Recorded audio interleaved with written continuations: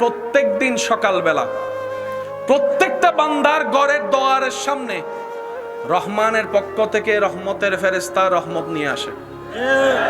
প্রত্যেকটা মানুষের ঘরের দরজায় সে তাকিয়ে থাকে, দাঁড়িয়ে থাকে, কিন্তু আপনি আমি বলেন, আপনি আমি সেই ফেরেশতা দাঁড়ায় থাকতে থাকতে থাকতে এক পর্যায়ে যখন সূর্য উঠে যায়, তখন ফেরেশতা বলে, আল্লাহ কাকে পাঠাইছো রহমত ফ্রি ফ্রি নেওয়ার জন্য? তো কেউ প্রস্তুত। তখন ফেরেশতা বলে, আল্লাহ এখন এই রহমতের ঢালা কি করব? রব বলে যে যা দিয়েছি তো দিয়েছি, আমি আর ফেরত নিই না। আল্লাহ আমি এখন কি করব? রব্বুল আলামিন বলে, সেই রহমতের ডালা তুমি জঙ্গলের মধ্যে গিয়ে ছেড়ে দাও, জঙ্গলের মধ্যে দিয়ে দাও, জঙ্গলের মধ্যে দিয়ে দাও। এবার বুঝতে পেরেছেন, যত্ন নেওয়ার মতো কোনো মানুষ না থাকার পরও জঙ্গলে এত গাছ কোত্থেকে আসলো, এত গাছে ফল কোত্থেকে ধরলো? আপনি আমি সার দিয়েও এত ফল ফলাইতে পারি না, সার দিয়ে এত ফল ফলাইতে পারি না। জঙ্গলের মধ্যে গাছের মধ্যে আল্লাহ প্রদত্ত যত ফল চলে আসে। সুবহানাল্লাহ। আল্লাহ তাআলা আমাদের সবাইকে একটু বুঝার তৌফিক দান করুন। এই রহমত পাওয়ার জন্য নামাজের দরকার। নামাজ কি করে? বান্দার সাথে আল্লাহর রহমতের কানেকশন লাগাই দেয়। আপনাদের এলাকায় কি আজান হয়? এই আজানের মধ্যে যদি একটু খেয়াল করে দেখেন, কষ্ট যদি না হয় বলি,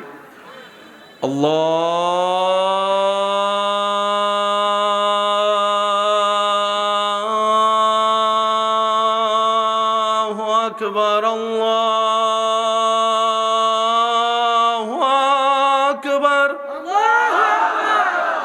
শুরু হয় আল্লাহু আকবার দিয়ে। কার নাম? আজানের শুরু হয় আল্লাহু আকবার, আল্লাহর নাম। এবার আজানের শেষটা দেখেন, লা ইলাহা ইল্লাল্লাহ। শুরুও রবের নামে, শেষও রবের নামে।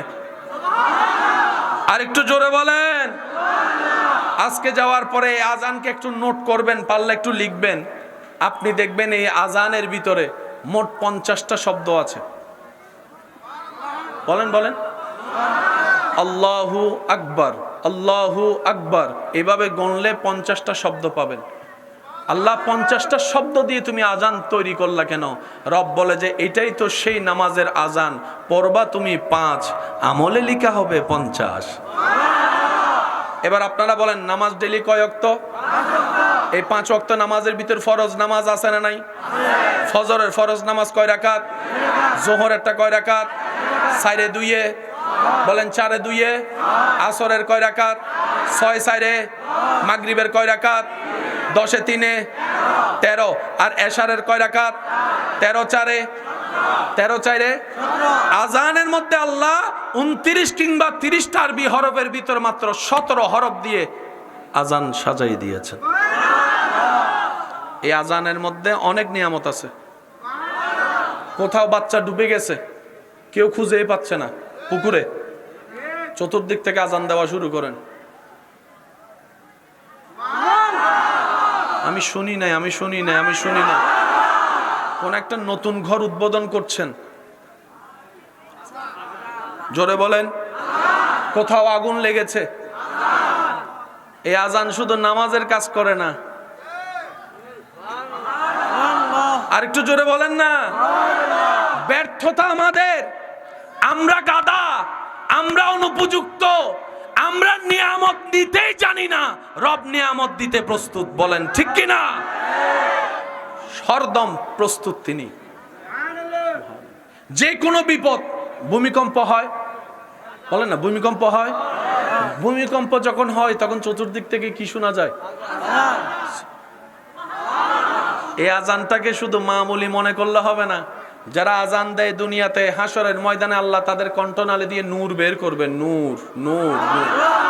সবাই দেখে বুঝতে পারবে উনি সেই ব্যক্তি যে দুনিয়াতে আজান দিয়ে দিয়ে রবের নামের অ্যালাউন্স করেছিল। সুবহানাল্লাহ। এবার বলেন, চতুর্দিকে আল্লাহর রহমত আছে না নাই? এই আল্লাহর রহমত কেউ দেখেছে? বলেন না ভাইয়া। শেষ ভালো যার সব ভালো তার, জোরে বলেন, আল্লাহর রহমত কেউ দেখেছে? আল্লাহর রহমত ছাড়া কেউ নিঃশ্বাস নিতে পারে? এবার সবাই জানে আল্লাহর রহমতের কথা, কিন্তু আকারটা কেমন কেউ কখনো জানে না। রব্বুল আলামিনকে আমরা বললাম, আল্লাহ তোমার রহমত দেখতে চাই। রব বলে যে ওয়ামা আরসালনাকা ইল্লা রাহমাতাল লিল আলামিন, আমার রহমতের ধরন যদি দেখতে চাও, আমার নবী তোমার নবী রহমতুল লিল আলামিনের চেহারা মোবারক দেখো। কোথাও মাথা নত করার দরকার, কারণ আপনার সমস্ত চাহিদা পূরণ করতে পারেন যিনি, তিনি কে? দিতে পারেন কে? আপনার ভান্ডার ভরায় দিতে পারেন কে? কারো কাছে তোয়াজ্জমি করার দরকার। দিলটা ইশকে মুস্তাফা, আদবে মুস্তাফা, নবীর প্রেম দ্বারা, আদব দ্বারা ভরপুর রাখবেন। যা চাইবেন রবের কাছে চাইবেন, ইনশাআল্লাহ। জোরে বলেন না ভাইয়া? ছোট্ট ছোট্ট পিঁপড়াকে কে খাওয়ায়? গাছের ঢালে পাখি বসায়, সেই পাখিকে কে খাওয়ায়? সবাইকে খাওয়ায় কে? উনি কি আপনাকে খাওয়াইতে পারবে না? সুতরাং কোথাও গিয়ে নিজের ইজ্জত আত্মসম্মান বিলীন করার কোনো দরকার নাই। রবের উপর ভরসা রেখে চলতে থাকেন, বন্ধ রাস্তাও আপনার রব খুলে দিবেন, দিবেন, দিবেন। এটাই রবের ওয়াদা। একটু পরীক্ষা তো নিবে, একটু বাজাই তো দেখবে, একটু কষ্ট তো দিবে, কারণ প্রেমিক হচ্ছেন কিনা সেটাও তো দেখার দরকার। এক নাম্বার কথা। দ্বিতীয় নাম্বার কথা, অনুমতি আছে বলবো ইনশাল্লাহ? বলবো ইনশাল্লাহ। দুনিয়াতে যতদিন বাঁচবেন দিয়ে যাবেন বিসমিল্লাহ। যা আছে যতটুকু আছে, কিচ্ছু দিতে না পারেন অন্তত একটু মুস্কি হাসি দিয়ে কথা বলবেন। এই মুস্কি হাসি দিয়ে কথা বলা, এটাও সদকায়ে জারিয়া। টেবিলে বসেছেন, পানি আছে, অন্যজন পানি চাচ্ছে, আপনি শুধু কষ্ট করে পানিটা একটু নিয়ে দেন ওনাকে, এই সওয়াব আপনার রব আপনাকে দান করবেন। নামাজের টাইম খুঁজে খুঁজে বের করে নেবেন, হাজার ব্যস্ততার ভিতরে নামাজের টাইমটা বের করবেন। আমাদের কাজ হচ্ছে দুনিয়াতে রবকে স্মরণ রাখা, হাসরে রব্বুল আলামিন আমাদেরকে স্মরণ রাখবে। যারা দুনিয়াতে রবকে ভুলে না, হাসরের ময়দানে রব্বুল আলামিনও তাদেরকে কখনো ভুলবে? বলেন না ভুলবে? এই যে একটা কানেকশন নামাজ, সেজন্য সিজদায় গেলে মানুষ হারিয়ে যায়। সিজদা থেকে মাথা তুলতে ইচ্ছা করে না, কপালটা জমিনে লেগে থাকে। সুবহান রাব্বিয়াল আলা বলে রবের প্রশংসা করতে থাকে। বলেন না সুবহানাল্লাহ। এটা দিয়ে জীবন নষ্ট করেন না ভাই। এটা এখন তো রাগ করে ফেলবেন, তারপরও তো বলি একটু। গেম আছে না, আবার এখানে জুয়া আছে না? জুয়াটা মনে রাখবেন। আপনারা এমন আইসা বলবে যে 1 মাসে তুই লাখপতি, এইটা বইলা নামাইয়া তারপর আপনারা ঋণের মধ্যে বাজাইয়া এবার কত তোর মরা, তুই মরগা। কিরে দোস্ত, তোর তো আপন মনে করছিলাম, ভালো মনে করছিলাম, আমারে কেন বাজাই দিলি? আমি একা কেন জ্বলতাম, তুইও জ্বল। এরকম কিছু আছে না নাই? জোরে বলেন আছে না নাই? কোন রকম মোবাইলের অনলাইনের জুয়ার মধ্যে যাওয়া যাবে, কারণ রিজিকের মালিক কে? আল্লাহ দিবেন আপনাকে, একটু অপেক্ষা করেন। এত তাড়াহুড়া করার দরকার, তাড়াহুড়া করার দরকার। আর জীবনের সবচেয়ে একটা বড় সিদ্ধান্ত হচ্ছে বন্ধু বাছাই করা। বলেন একটু জোরে বলেন। বেশিরভাগ যুবকের জীবন ধ্বংস হয়ে যাচ্ছে, বন্ধু বাছাই ঠিক হয় নাই। সে একদিন এটা খাইছে, আপনারও ঢুকাইছে। সে একদিন বলে এক টান দেয়, আসে না নাই? আসে না নাই? আপনি হুন্ডার প্রতি আকর্ষণ নাই, বউলি আপনি দিতে পারেন না, সে আপনারা নিয়ে বউলি দিয়ে কয় তুই বাপের বেটা হলে তুইও দে।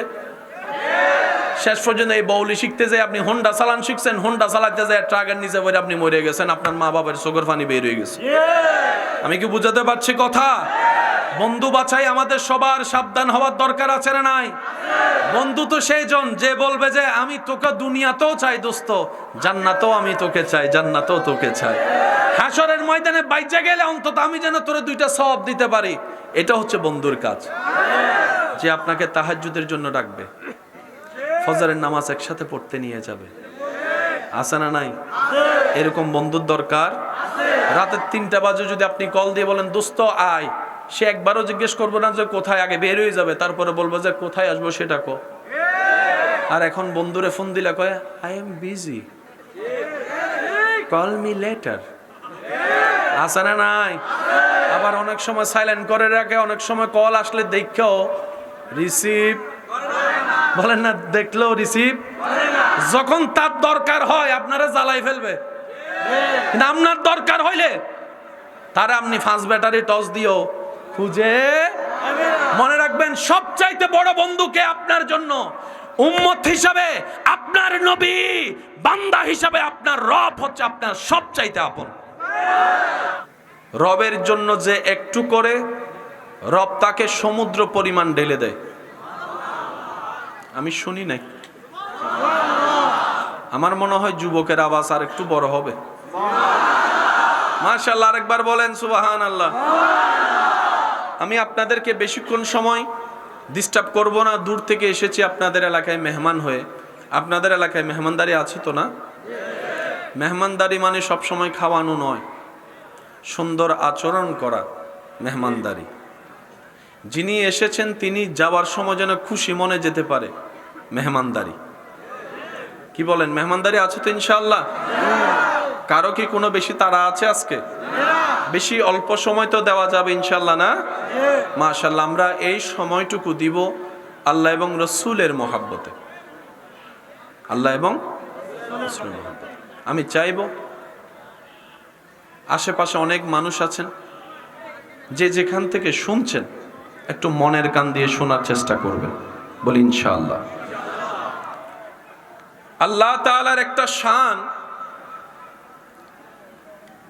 বান্দা যখন একবার ডাকে রব তাকে 10 বার ডাকে। সুবহানাল্লাহ। তারাই বললেন যাদের গুনাহ বেশি, সওয়াব কম, তারা একটু সওয়াব কামানোর জন্য বলেন সুবহানাল্লাহ। আজকের পরিবেশটা আপনারা নিজেরাই বুঝতেছেন। সাউন্ডওয়ালা ভাই ওনার জায়গা থেকে চেষ্টা করতেছেন, কিন্তু বাধ্য হয়ে জোর করে তো কিছু করা সম্ভব না। আমারও কষ্ট হবে, কিন্তু আমিও চালিয়ে যাব। আপনারাও কি সেই কষ্টে একটু শরীক হতে পারবেন ইনশাআল্লাহ? আওয়াজটা দেন বড় করে, বলেন পারবেন তো ইনশাআল্লাহ? গর্জন দিয়ে একবার বলেন আল্লাহু আকবার, আল্লাহু আকবার, আল্লাহু আকবার।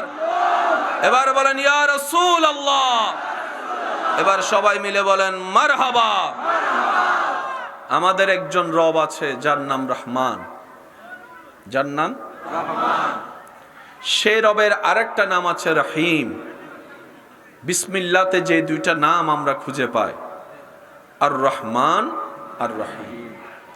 সূরা ফাতিহার 2 নম্বর লাইনেও সেই দুইটা নাম দেখা যায়। আলহামদুলিল্লাহি রাব্বিল আলামিন। মাশাআল্লাহ, মাশাআল্লাহ। আবার বলেন আলহামদুলিল্লাহি রাব্বিল আলামিন, বিসমিল্লাহির। কয়টা নাম বলেন? কয়টা নাম? এই পৃথিবীতে যাই কিছু দয়া করেন তিনি কে? আল্লাহ। রব যদি দয়া না করে কারো কি রিজিক আসবে? কারো সুস্থতা আসবে? রব যদি দয়া না করে কেউ খাবার খেলো ঢোক গিলতে পারবে? খাবার হজম হবে? এবার আপনি যদি একটু খেয়াল করে দেখেন, যারা রবকে মানে না তাদের ঘরও খাবার, বলেন না, রান্না বান্না, খাবার, পেটের হজমও। আল্লাহ ওনারা তো আপনাকে মানেই না। আমাদের দুনিয়ার ধরন নিয়ম হচ্ছে যে যারে মানে পান দেয়, যে যার একটু তেল মারে, যে যার একটু পান দিয়ে ফুলাইতে পারে, যে যার একটু দাম দিয়ে মাথায় তুলতে পারে, সে 2 টাকা চাইলে 2000 টাকা দেয়। আর যে দুশমন, সেটা যদি রক্তেরও হয়, আমি তারে দেখি নাই, সামনে দিয়ে ডাকার পরও কয় আমি তো who are you, I don't know you, আমি তো তোমারে চিনি না। নিজের রক্তের কাছের মানুষ দুশমন হলো চিনে না, আর তেল মালনেওয়ালা দূরের হলো বলে যে তুই আমার কলিজার টুকরা, তোর জায়গা আমার এখানে এখানে এখানে। আছে না নাই? রবকে আমরা বললাম ইয়া রব, তারা তো তোমাকে মানেই না, ডাকেই না, স্মরণও করে না, স্বীকারও করে না, তারপরও তুমি তাদেরকে এত দয়া করে যাচ্ছ, তাদেরকে তুমি সন্তানের মা বাবা বানাচ্ছ, তাদেরকে তুমি সকালের নাস্তা দিচ্ছ। আমি বলতে থাকবো, প্রেমিকরা সুবহানাল্লাহ একটু আওয়াজ করে বলতে হবে। দেখি কিভাবে বলবেন, একটু বলেন তো দেখি। মাশাআল্লাহ, রব্বুল আলামিন, তুমি তো তাদেরকে সকালের নাস্তাও দিচ্ছ, দুপুরের খাবারও দিচ্ছ, রাতের ঘুমটাও দিচ্ছ, সকালটাও দেখাচ্ছ। মাওলা গো, মানে তো না, ডাকেই তো না, স্মরণই তো করে না। রব বলে যে তোরা কি খেয়াল করিসনি বিসমিল্লাহর মধ্যে আমার দুইটা নামকে আমি আল্লাহ ইনক্লুড করেছি। একটা হচ্ছে রহমান, কারণ আমি তো রহমান, আমি তো রহমান। আল্লাহ রহমান কাকে বলে? বলে যে যে আপনকেও দেয় পরকেও দেয়, তিনিই হচ্ছে রহমান। তো নাম একটা বাকি থেকে গেল, নাম একটা বাকি থেকে গেল, কোনটা? জোরে বলেন, আরো জোরে বলেন। এই মুহূর্তে আমার মাইকের আওয়াজ যত দূর যাচ্ছে, যে যেখান থেকে শুনতে পাচ্ছেন গভীর মনোযোগ। আরেকটা নাম বাকি থেকে গেল, আর রহিম। ইয়া রব রহিম কাকে বলে? রব্বুল আলামিন বলে হাজার গুনাহ করার পরও জান্নাত পাওয়ার তোমাদের যোগ্যতা থাকবে না, ঈমানটা নিয়ে হাসরে আসলেই বুঝতে পারবা আমি রহিম কাকে বলে, আমি রহিম কাকে বলে, আমি রহিম কাকে বলে, আমি রহিম কাকে বলে। জান্নাতের গ্রান্ট পাওয়ার যোগ্যতা তোদের নাই, আমি রহিম দয়া করে তোদেরকে গুনাহ মাফ করে দিব, জান্নাতও ঘর দিয়ে দিব। রহমান সবার জন্য, বলেন রহমান। এবার বুঝতে পারছেন বেনামাজি কেমনে বাদ পায়?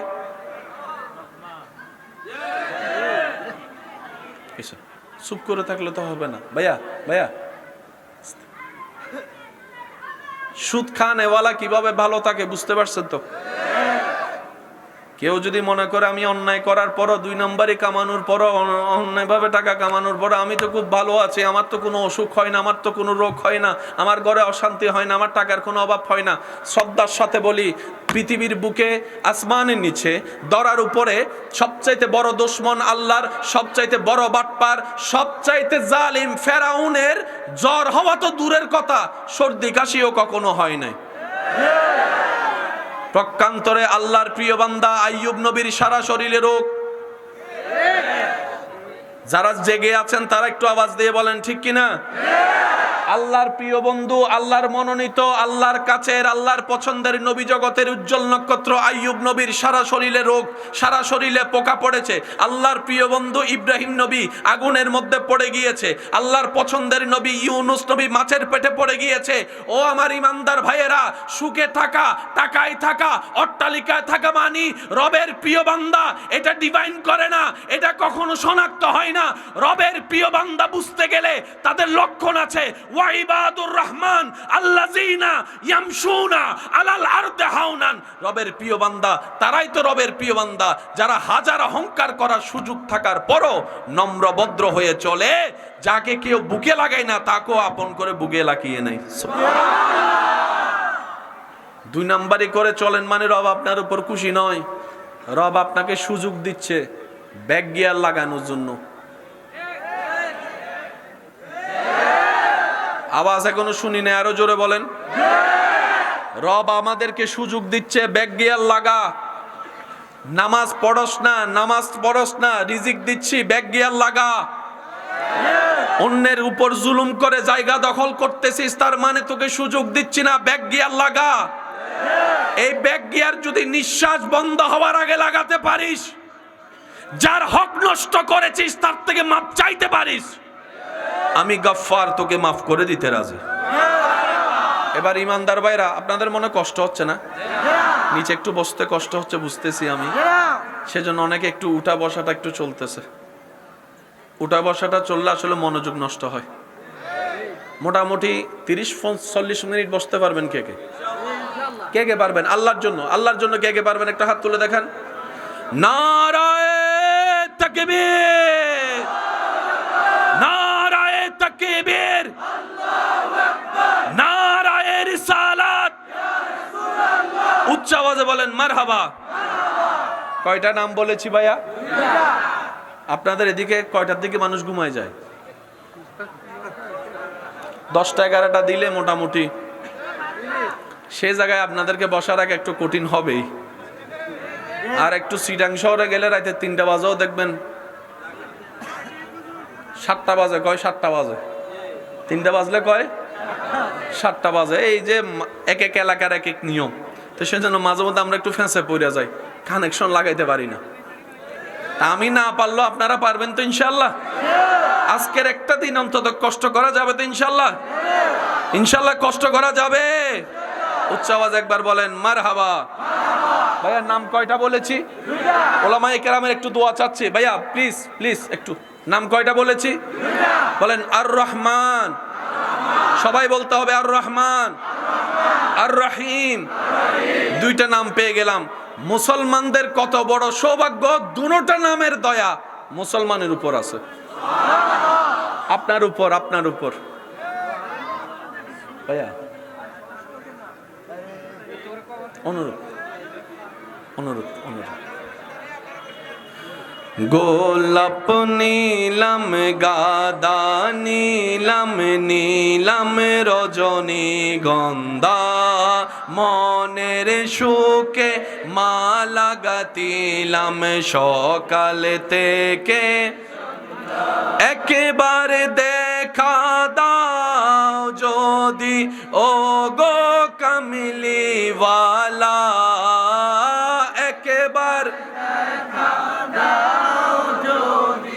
ও গো কামলিওয়ালা, হাসি মুখে পড়াবো তোমায় হাজার ফুলের মালা, বলি সবাই ইয়া রাসূলুল্লাহ ইয়া লা। উচ্চ আওয়াজ একবার বলেন মারহাবা। অনুরোধ করব, আওয়াজটা করেন না, নড়াচড়া করেন না, মনোযোগ মনোযোগ।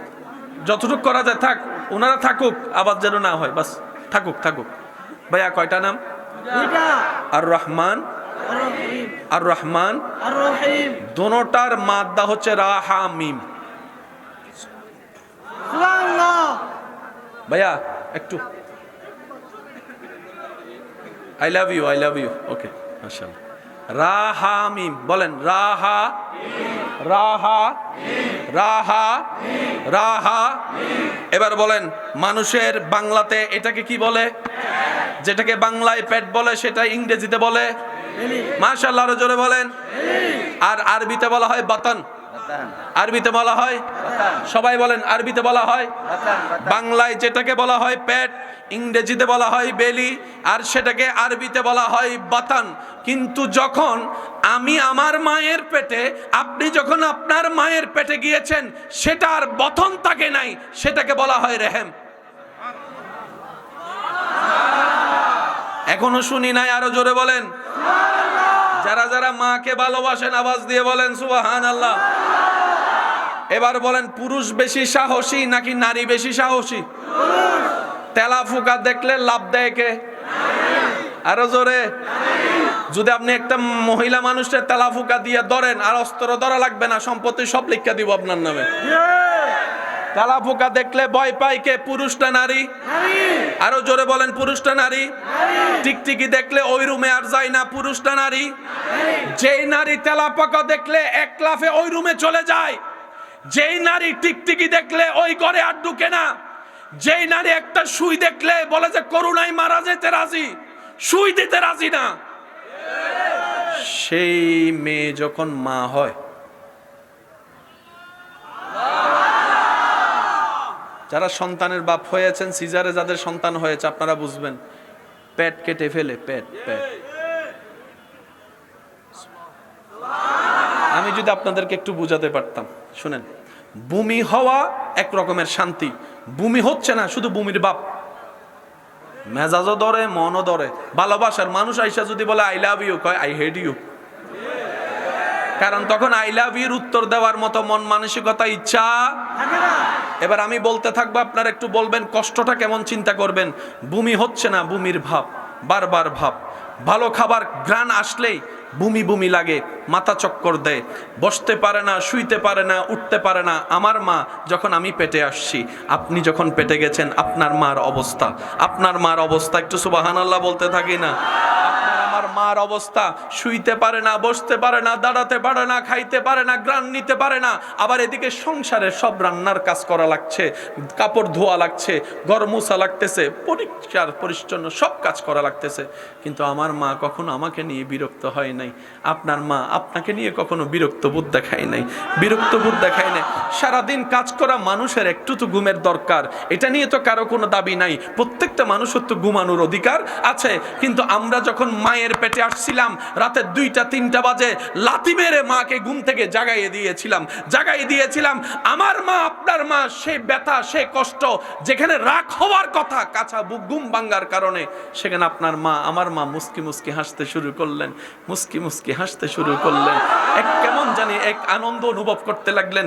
জগৎ জিজ্ঞেস করে, মারে তুই সারাদিন কাজ করে 12টায় ঘুমাতে গেলি, 2টায় তোর চোখ খুলে গেল বাচ্চা লাথি মেরে, তোর কি একটু রাগ লাগে না? বলে স্বাভাবিক সময় হলে রাখতো, কিন্তু আজকে ব্যথাটাও খুব মজার লাগে, লাথিটাও খুব আনন্দের লাগতেছে, মজা লাগতেছে, আজান্দা লাগতেছে। আমি খাইতে পারি না, মন ভরে অনেক দিন হয়ে গেল, কিন্তু আমার ক্ষুধা লাগে না, আমার দুর্বলতা লাগে না। এবার যখন পেট বড় হয়ে গেল, ভালো করে গোসল করতে পারে না, বাথরুম করতে পারে না, হাঁটতে পারে না, শরীর ভার হয়ে গেল, এর উপরে আবার সংসারের কাজ করা লাগতেছে আমাদের মাদের। কিন্তু মা কখনো বিরক্ত হয় নাই, প্রত্যেকটা ব্যথা যেন আনন্দের হয়ে গেল, প্রত্যেকটা কষ্ট যেন সুখের হয়ে গেল। আপনার আমার মা এইরকম কষ্ট সইতে এবার মার পেইন ব্যথা যখন উঠলো, হসপিটালে নিয়ে গেল, ডাক্তার চেক আপ করে বলে, না এখানে তো বড় ক্রিটিক্যাল সিচুয়েশন দাঁড়িয়েছে। বলে, জিজ্ঞেস করে কি? বলে যে হয়তো মাকে বাঁচানো যাবে, না হয় সন্তানকে বাঁচানো যাবে, দুইজনের একজনকে বাঁচানো যাবে, দুইজনকে একসাথে বাঁচানো যাবে না। স্বামী বলে আমার বউকে বাঁচাও, মা বাবা বলে আমার মেয়েকে বাঁচাও, শ্বশুর শাশুড়ি বলে আমার ছেলের বউকে বাঁচাও, জগৎ বলে মাকে বাঁচাও। কারণ মা থাকলে তো সন্তান আরো আসবে, মাকে বাঁচাও। সবাই বলে মাকে বাঁচাও। ডাক্তারের মনে একটা ইচ্ছা জাগলো, মাকেও একবার জিজ্ঞেস করি সেই মাটার রায়টা কি, বক্তব্যটা কি। সবাই বলে মাকে বাঁচাও। মাকে যখন জিজ্ঞেস করা হলো, মা বলে যে আমার স্বামীর কথা শুনেন না, আমার মার কথা শুনেন না, আমার বাবার কথা শুনেন না, আমার শ্বশুর শাশুড়ির কথা শুনেন না, আমার কথাটা শুনেন ডাক্তার। আমি তো দেখেছি দুনিয়াটা কি রঙের, আমার এই বাচ্চাটা এখনো দুনিয়া দেখে নাই, এখনো দুনিয়া দেখে নাই। আমি তো দেখেছি ফলের স্বাদ কেমন, আমের স্বাদ কেমন, আমার বাচ্চা এখনো সেই স্বাদটা পায় নাই। ডাক্তার গো, ও আমার ডাক্তার ভাইয়া, তুমি আমার বড় ভাইয়ের মতো, অনুরোধ করে বলি, দুইজন থেকে যদি একজন বাঁচানো যায়, আমাকে বাঁচাইও না, আমার সন্তানকে বাঁচাও। আমি স্বার্থপরের মতো নিজে বাঁচার জন্য সন্তানকে মারতে আমি মা পারবো না। আমি দরকার হলে মরে যেতে রাজি, আমার সন্তানের মুখে আমি হাসি দেখতে রাজি।